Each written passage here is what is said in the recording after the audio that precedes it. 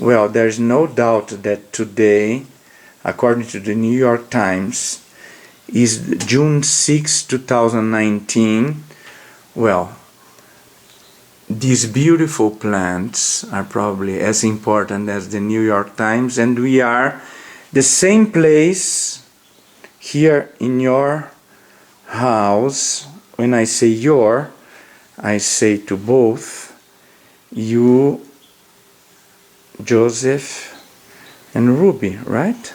Yeah. So, what's up? Anyway, we were talking yesterday, and we were beginning to talk about psychodrama and music and so on. So what I'd like to talk about as a kind of beginning is what I think is so important is the musical warm-up. Because I know in psychodrama they have very traditional warm-ups like the magic shop and so on. They're basically verbal.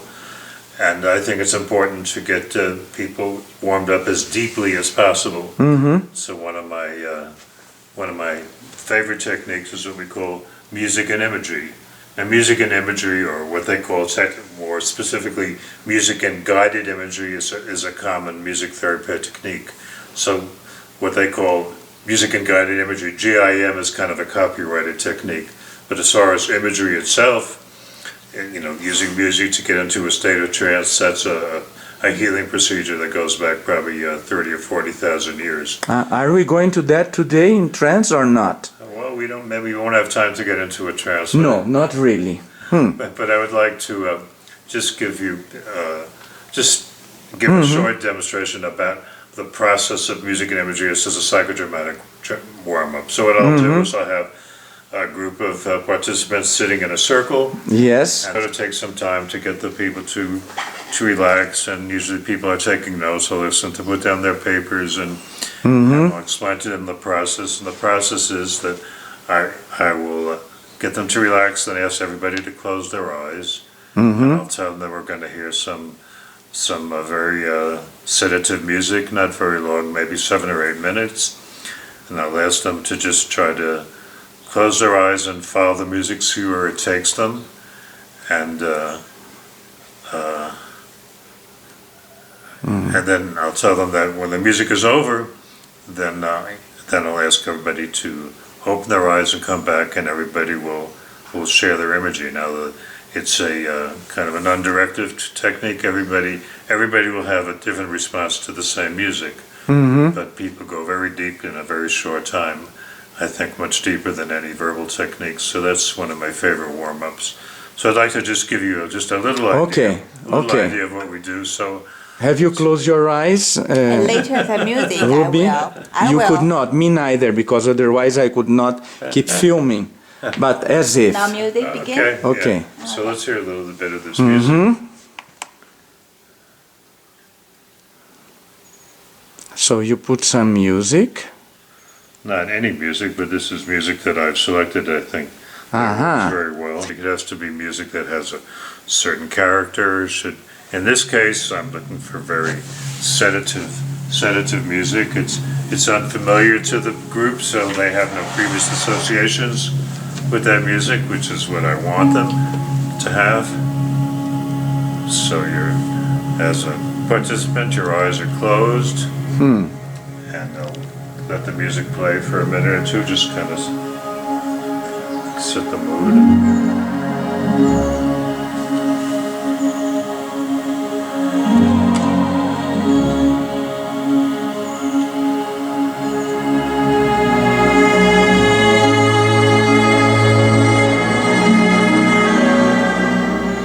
Then I'll give some verbal directions, which I'll do now. Imagine yourself on a magic boat on a magic lake.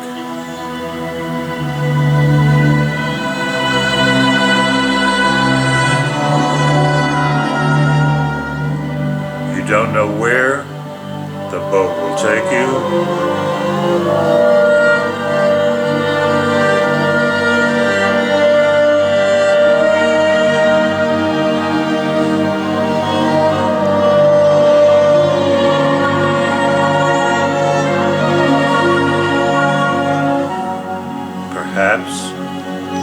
somewhere in your past.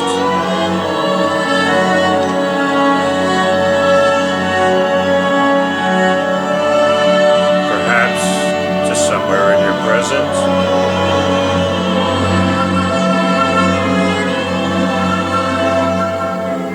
Perhaps to somewhere in your future.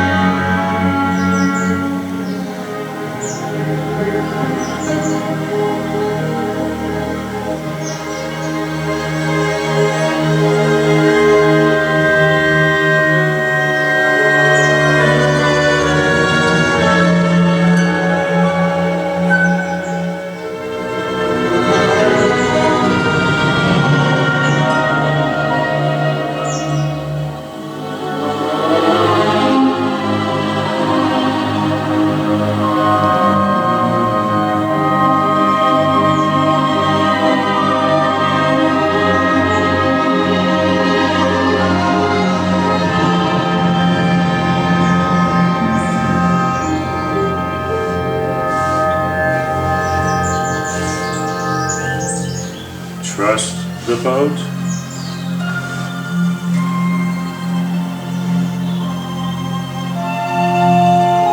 Let it take you where it wants to go.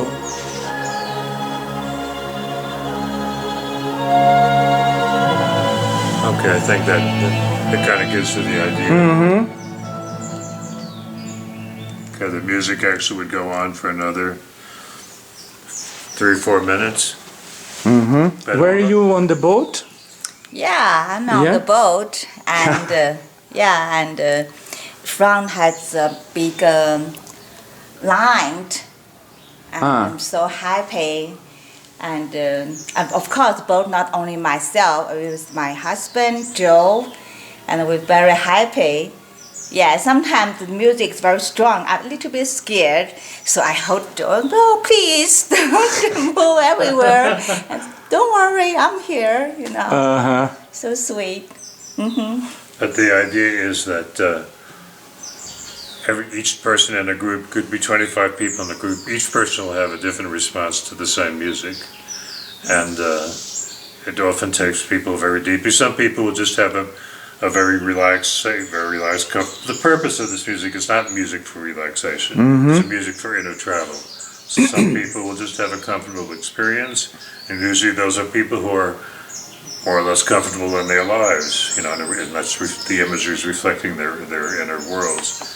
But a significant number of people will deal with difficulties in their life, trauma. Like one will say, it reminds me, I was thinking of the time that my boyfriend left me, and he told me he had another girlfriend and how upset I was. And another person will say, remember their childhood and how their parents were screaming at each other and how terrified she was, and she ran out of the house and crying and didn't know what to do, and endless stories. But then it's my role as director. I try to look for the person who I feel seems to be the most traumatized and in the most need, and then and actually there's more to music and imagery than we just did now. There's a second part. But anyway, that's the basic idea. But anyway, then it's my role to choose the person that I feel is in most need. Then we'll take a break and ask that person if he or she's willing to be the protagonist. And that's my warm-up, that's my beginning. So in more traditional, what they call guided imagery in music, what they do is the group talks about the different problems that have been brought up. It becomes a form of verbal group therapy. But I feel it's more productive rather than just talk about it, to bring the imagery to life, and that's where we go from imagery to active psychodrama. So, Okay. Okay, so the next step, after the music and imagery process, it's a warm up. I've chosen a protagonist. So usually what I'll do is I'll get the protagonist to, they're only partially warmed up, and there's a big circle of people around them. So I'll talk to the protagonist, ask him or her to walk with me, and tell me about what's going on. And so one of the things I always think about is that if you're a protagonist and walking with the director, and the director is asking you to talk about something deep and personal, you can still feel, okay, you're somewhat warmed up, you're going to feel a little bit self-conscious in front of all the group of strangers. So that's when I try to create what I call a psychodramatic music ensemble. Of course, we don't have the people here, but I have an example of some of the kinds of instruments we use. We use basically percussion instruments, but the idea is, I think these kind of instruments, simple instruments, are underestimated. For example, I'll take some time working with the group. I'll let, before I really get involved with the protagonist, and teach them to work together, say, ask them to choose different instruments. I have a limited selection of instruments here at home. But an instrument like, for example, an instrument like the triangle is really a very sensitive instrument. I mean, one of the things about the triangle is that when you make a sound, the sound continues after you play it, so it becomes a kind of musical mirror of who's playing it. But anyway, it basically lends itself to very introspective feelings. So I'll have, again, maybe 7 or 8 people, participants in the group, and give them a basic sort of introduction to feel comfortable with the instrument. So anyway, an instrument like that lends itself to supporting like that protagonist who's maybe had a very traumatic experience, and say, well, tell me what happened, your parents abandoned you or whatever, and you were talking about it, so rather than have her feel so alone, I'll have the group, I'll cue the group to work together, and I'll teach, let's work, for example, let's create very generalized sad sounds. So of course, an instrument like the triangle could also be a very, a sense of emergency or danger, or could be a triumph, like I just won first prize in the Olympics, whatever it is, but I always think that it's most effective in the introverted way. Or these chimes. Of course, again, all these instruments could be played very, strongly, but like we're training the group to make these very introspective sounds.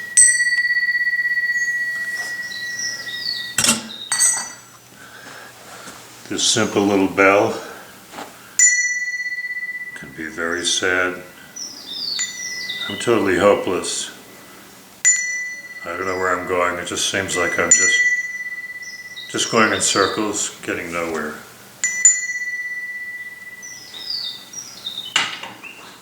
Or these bells could create a feeling of just kind of a sort of a tension.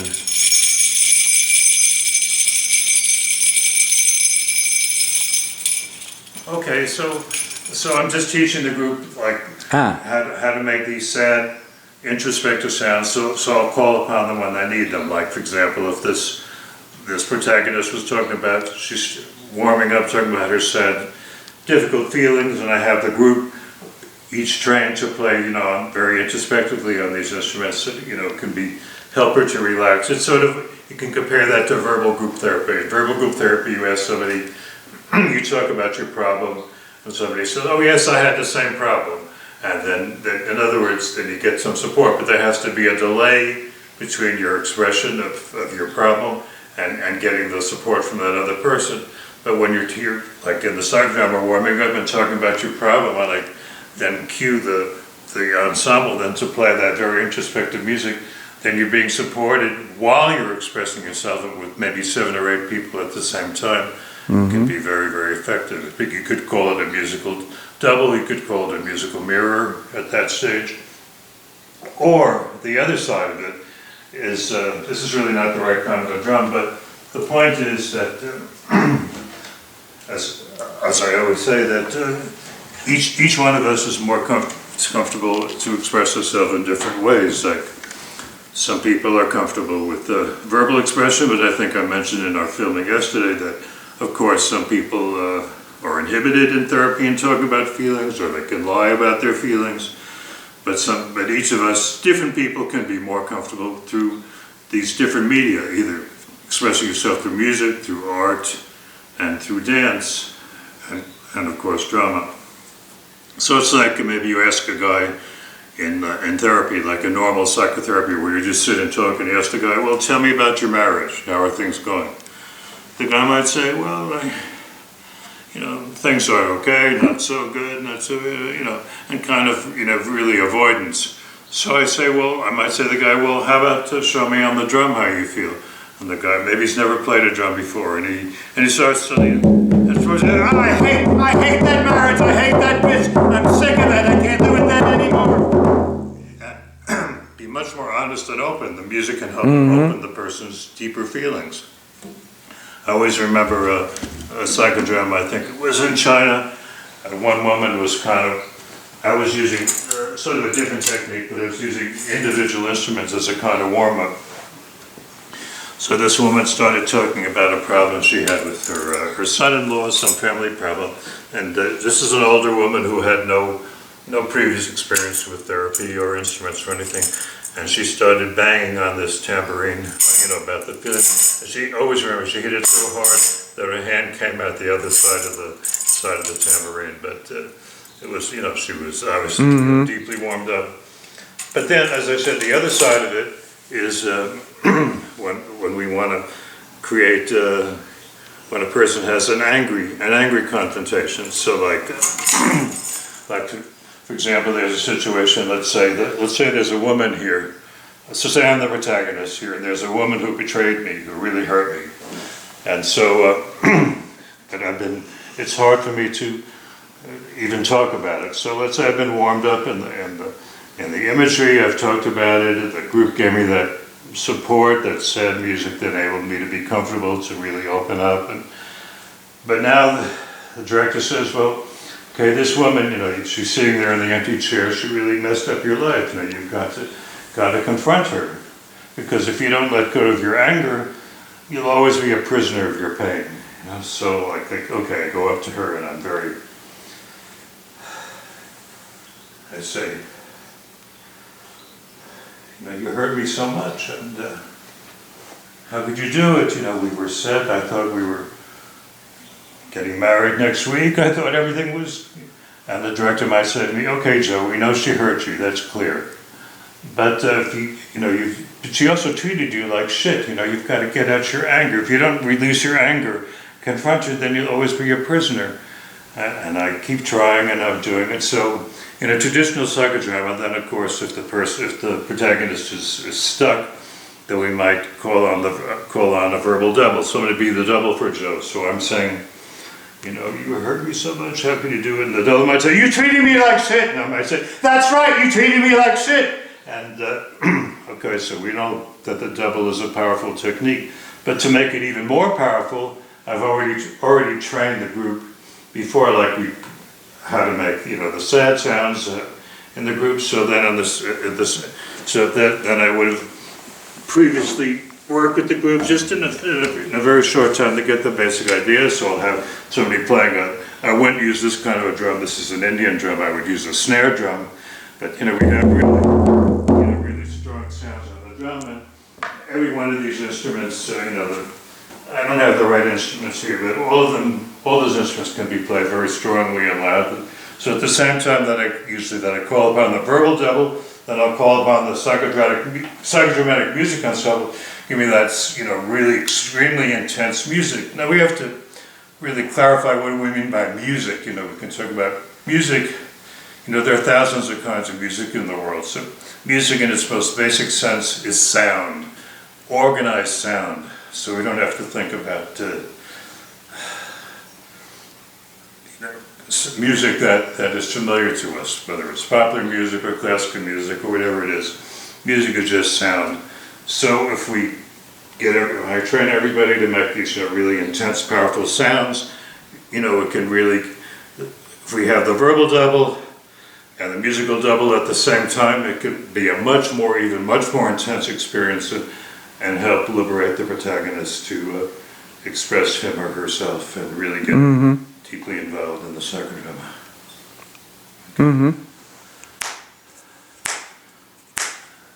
For instance, right?